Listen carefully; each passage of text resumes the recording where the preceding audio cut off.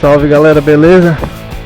Começando aqui um rolezinho aqui, mas agora é em serviço.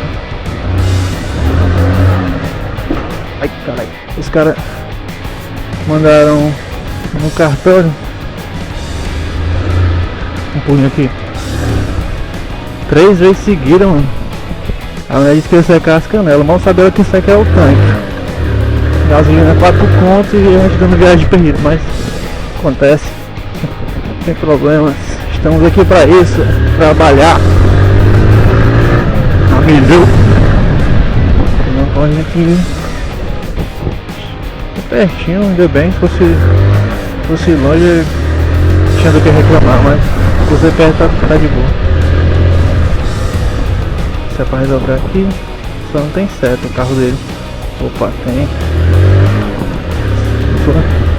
Não, em cima da curva, mas ligou a seta.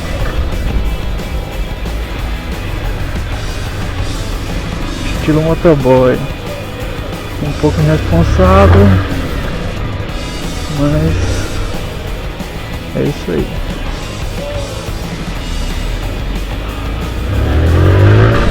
Choveu. Nem parece que choveu, né? Mas choveu. Aqui que é desse jeito, chove e na mesma hora faz sol, fica escaldante. Aí tem umas esquinas assim que fica cheio de lama, a gente tem que tomar cuidado, senão a gente toma banho. Olha, oi, devagarzinho aqui, não acelera forte senão derrapa. Ah galera, queria pedir desculpa aos inscritos que estavam aguardando pelo racha, que o cara desistiu, arregou, né, fazer o que, né, por isso que é bom racha assim de ensinar, pro cara dar só uma olhada assim. Não precisa falar nada, já corta. Aí, pô. Mandar um salve aí pro meu inscrito Jefferson, que tem um canal também. Eu vou tentar botar uma descrição se eu tiver tempo. Ele é gente boa, inscrito ativo, tem um canal bacana.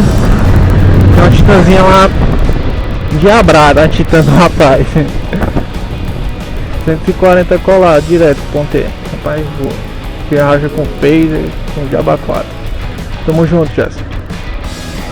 Também tem o Gelson, eu acho. Ele é outro inscrito. Pedi um salve há alguns vídeos atrás, eu esqueci, mas não tô com maldade não, cara, porque sou pesado mesmo.